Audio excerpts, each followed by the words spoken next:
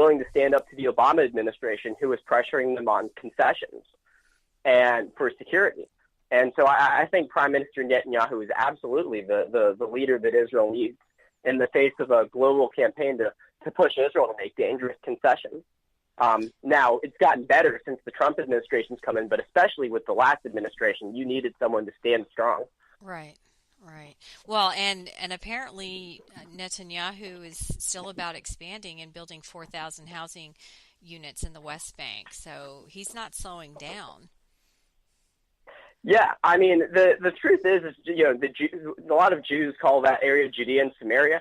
And the fact of the matter is when you really study the issue and you visit the communities over the Green Line that the international community refers to as settlements, you find out that they're not really the obstacle of peace. I used to think that they were. I went and visited a community and spent a weekend on one of them. It's a wonderful community called Efrat. And when you go visit there, you find that, the Ariel, for example, has a university where Palestinians are allowed to study. The Palestinian workers who are allowed to work on communities make 3 times what they would make in the Palestinian Authority. You find that settlements, quote unquote, aren't really the obstacle to peace. The only reason the Palestinian Authority doesn't want Jews living in Judea and Samaria is because they're Jews. Wow. So, back to what does Israel mean to you? How many times have you been to visit? I know 43% of all of the Jews in the entire world live in Israel. Every American Jew I've ever met has gone to Israel. I'm a Christian. I've never visited there, but I have important sites that I need to visit Israel as well. So, why is Israel just so important for not only Jews but Christians, and I know the Arabs find it important too? Yeah, so I would say I've been 4 times, and I'd say it's important because it's a beacon of what the Middle East should be. And Netanyahu's, I believe it was his 2010 speech to Congress, and it was right after the Obama administration had, President Obama, called Netanyahu a liar and said all these nasty things about him that were caught on a live mic by accident. Mr. Netanyahu said it best. Israel's not what's wrong with the Middle East. It's what's right with the Middle East. The third largest party in the Knesset in Israel is the Arab List. It's an Arab party. Arabs have the right to vote. Christians have the right to practice their religion freely, along with Muslims and any other religious minority. It's literally the beacon of freedom. And if we had more Israels in the Middle East, we would have a safer world. And also, in terms of being Jewish, it means that Jews have a place to go so that there won't be another Holocaust, because Jews will finally have a place. The reason so many Jews died in the Holocaust is because no country wanted to take Jews that were fleeing from Hitler. And if you look at, and we don't have, a Hitler in Europe or anything, but if you look at what's going on in Europe right now, the anti-Semitism's on the rise. I saw a study this year that 2/3 of French Jews are considering leaving. And a lot of them had, because of how bad anti-Semitism has gotten in Europe. That's sad. Very sad. So how many times have you visited Israel? I've visited Israel 4 times. And what was it like for you? It was an amazing experience. There's no other country quite like it. I can't think of another country where you can stand in a place like Jerusalem and you can lay eyes on, holy sites that are important to 3 of the world's major faiths. It's so diverse. You see, there are Jews that hail from countries like Ethiopia. You have Jews from Europe. You have Jews from, the Middle East and North Africa. There's such a diverse community because actually when Israel was founded, a lot of the countries that had large Jewish populations, such as Iraq and other countries like that, kicked their Jews out. So what you have is Israel is a huge melting pot of different Jewish communities that, have been living outside of, Israel since the fall of the temple and the scattering of the Jews. And do you plan to go back soon again yourself? I plan to go back as often as I can. So hopefully it's in the cards to go back soon. Well, back to Iran, because they have called Israel, I guess, the little Satan. I mean, is Iran a tremendous threat, do you think? And this week we've got, we're looking at the deal that Obama catered with them. So I wanted to know your thoughts about Iran and, if we cancel this deal, which I kind of hope we do. Yeah, so I think Iran is Israel's number one existential threat, more so than anything else that they're facing right now. If you look at any place in the Middle East right now where there's instability, you will find Iran. If you look at Yemen, which borders one of the most important, crucial shipping corridors in the world, the Houthi rebels that overthrew the government there, that's Iran. If you look at Lebanon with Lebanese Hezbollah, they've got, that's Iran. And Lebanese Hezbollah is the forward operating base, if you will, of Iran, directed at Israel. They've got GPS guided missiles, unmanned aerial vehicles. There'll be thousands of casualties in a war between Israel and Hezbollah, and it's becoming more and more likely the stronger Iran grows.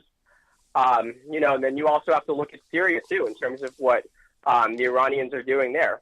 As of right now, I would assess that since President Assad is going to be staying in power as Syria's dictator, Iran's going to have a lot more influence over him. And what they're trying to do now, and they're close, is build a land corridor from Iran through Iraq to Syria to Lebanon, so that Iran can ship vast quantities of advanced weapons to Lebanese Hezbollah over land. And then the second thing Iran's looking to do is create a front with the militias that they formed to fight ISIS on the Syrian part of the Golan Heights to threaten Israel. So Israel could be facing a war on two fronts.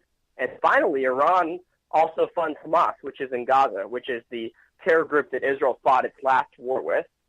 And then in the long term, you have the stuff that President Trump has sanctioned the Iranians for, the ballistic missile development. And then, of course, the problems with President Obama's horrible deal with Iran, which all the Iranians have to do is follow the deal, and then they can get nuclear weapons. So, like you said, in the next week, President Trump has to do something called certification or decertification. And so what that means is President Trump has to say, if he certifies the deal, he's saying that the Iranians are complying with it.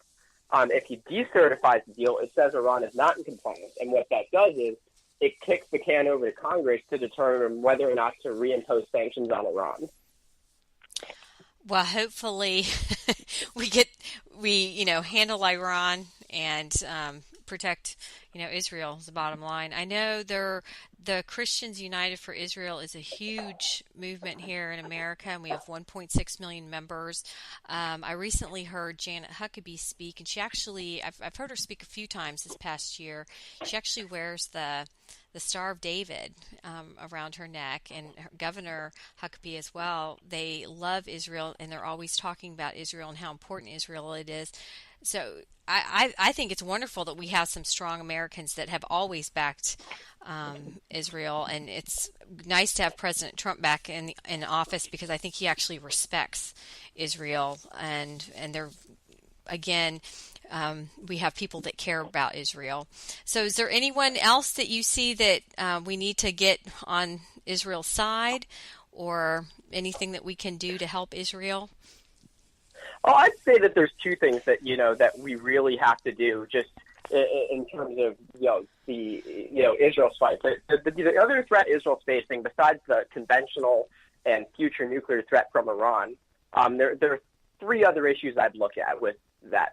Number one actually will surprise you, which is North Korea. When it comes to that deal with Iran and everything, right. A lot of what Iran has actually helped a lot of the dictators in the Middle East who are developing nuclear weapons programs and ballistic missiles programs. They helped Assad before the Israelis destroyed his program. They gave a lot of ballistic missile technology to Iran, and they helped with nuclear development and chemical weapons development with Iran as well. And so President Trump putting pressure on North Korea is a huge step in the right direction in terms of solving that issue. The second issue is the global delegitimization of Israel. It's a campaign called the Boycott, Divestment, and Sanctions Movement. A lot of it comes from the European Union and the United Nations. I mean, and the United Nations has gotten a lot better just because of the addition of Nikki Haley. And I agree. Again, we have a pro-Israel admission. Yeah. She's been awesome. She's been awesome. I so agree on that one. But, the UN takes our tax dollars, and they do things like, for example, one of the things that the United Nations is working on doing is creating a list of all of the companies that do business with Israelis living over the Green Line in Judea, Samaria, or what some people call the West Bank. And what that point of that list is because there's a campaign that's in Europe, it's starting to permeate into the United States, calling for boycotting, divesting from, and sanctioning companies that do business with Israel. And so we need a really strong, unified national movement to fight that movement. It's predicated on lies. It's the idea that Israel mirrors the South African apartheid regime, and, we need to, sanction Israel.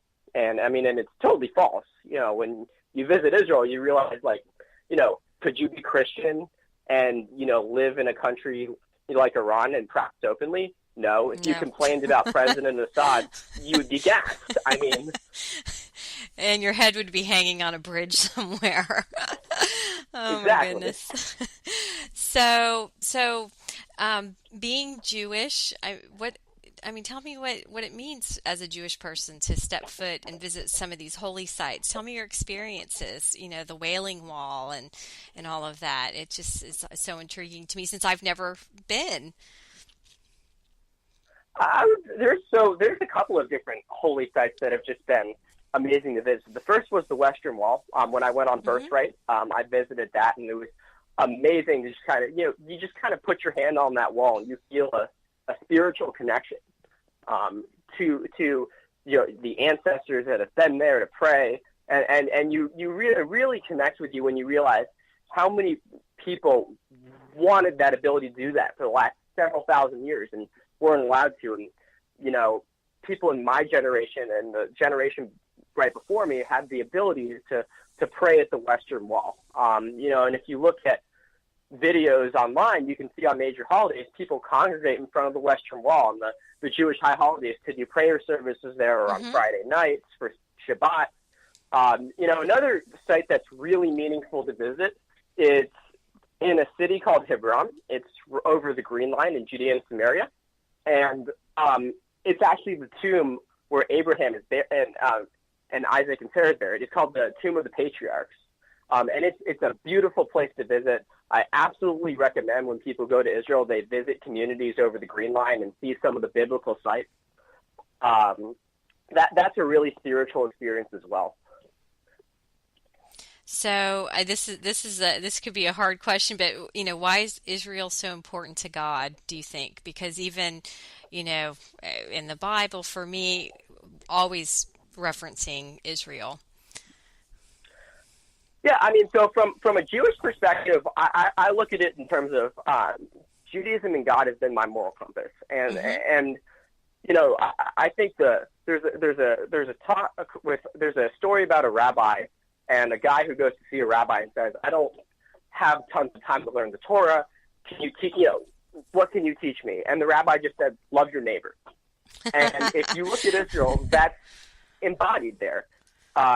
You can be Jewish, Christian. Well, Muslim, Jesus said that too. Greek. I give you the commandment, love your neighbor. So yes, I think for everyone, that's so important. Yeah, it's a country built on that value. It's built on the idea that, one, Jews have the right to be in control of their future, and two, that people of all faiths, all religions, all political expressions have the right to democratic redresses and the ability to practice their faith freely. And the only time that people of all faiths have had access to holy sites in that area is when the Israelis have controlled it. Right. So I think the future, as I look at Israel, is bright, and it's thriving, and I don't think that's going to change. But we definitely have to handle some situations. Iran and, like you mentioned, North Korea. These are problematic children out there. So do you see Israel as their future is bright and beautiful as well? Yeah, if you watch Prime Minister Netanyahu's speech at the UN, one of the interesting tones. I mean, he talked about the typical stuff that you would expect him to talk about. The stalled peace process with the Palestinians, why it's not working, and he talked about Iran. But the most interesting thing is if you look